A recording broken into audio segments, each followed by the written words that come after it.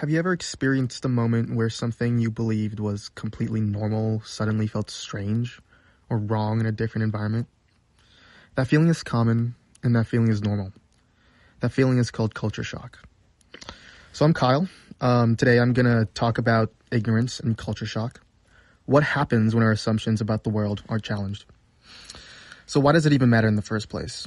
Sticking the two concepts together and connecting them.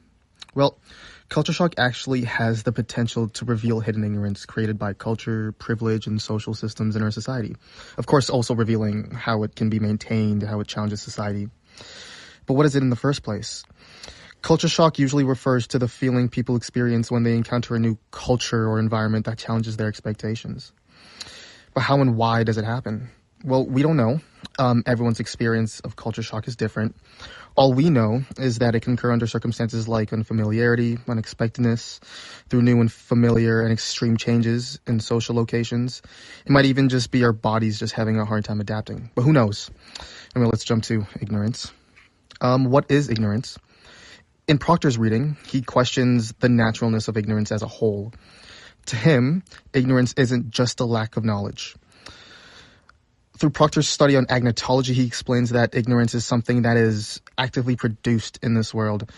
It's produced and manufactured similar to whatever objects we use today. To Proctor, if knowledge is something we make, so is ignorance. Proctor wants to know how doubt is produced. Who is and how are they benefiting?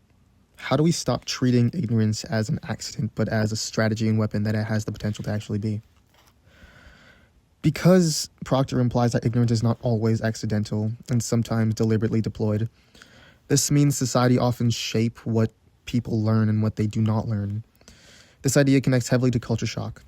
When people enter a new culture or environment, they might realize that their education or what they learned or upbringing did not always include certain perspectives or information. People studying abroad, for instance, might discover that historical events are taught very differently in another country. This realization can be surprising or uncomfortable because it challenges the knowledge they grew up with. In this way, culture shock can reveal how ignorance was shaped by culture and social influence. To Sandra Lee Barkey, on the other hand, she talks about many forms of ignorance and classification phenomenologies, in a sense calling out the so-called nice white people. I, however, am going to focus and talk about one thing, that being culpable ignorance, in her reading. She discusses how ignorance can be connected to privilege and denial. She argues that many people, especially those of dominant social groups, can be culpably ignorant, failing to recognize social injustice, even having full capability and resources to do so. She explains that people sometimes avoid recognizing inequality because doing so would challenge their worldview or require them to actually acknowledge their own advantages. Barkey describes several ways people maintain this ignorance. Some people deny that problems like racism exists. Others acknowledge injustice but believe it's exaggerated or no longer relevant. Some people straight up recognize inequality but choose not to take action regardless. In terms of how this connects to culture shock, fortunately Barkey actually touches a bit on her own experience of culture shock, disabusing it as a meaningless cliche. Culture shock also has the potential to disrupt patterns of ignorance. When someone encounters experience or perspectives that are very different from their own, they may begin to see social inequalities they had previously ignored. Her own experience and argument shows that culture shock can in fact help people by recognizing and uncovering hidden assumptions and privilege that shape their perspectives. The last reading I'm touching on is Linda Alcoff's Types of Epistemological Ignorance. When describing the three types, she brings up the importance and significance of social location. Along with that, she brings up the significance of group identity. In fact, it actually makes an epistemically relevant difference by influence.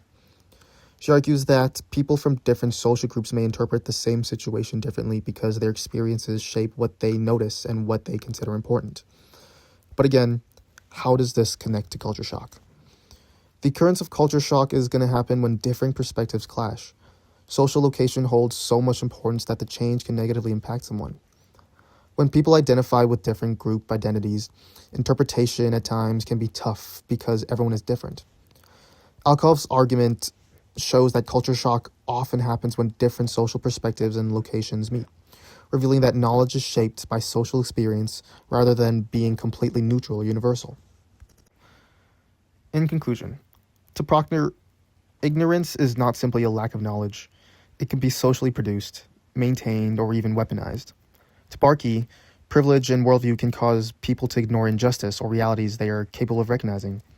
Lastly, to Alkov, social location, situatedness, and group identity shapes our knowledge. Our experiences influence what we notice, understand, or overlook. The main point: culture shock can disrupt ignorance by forcing people to confront new perspectives and question hidden assumptions.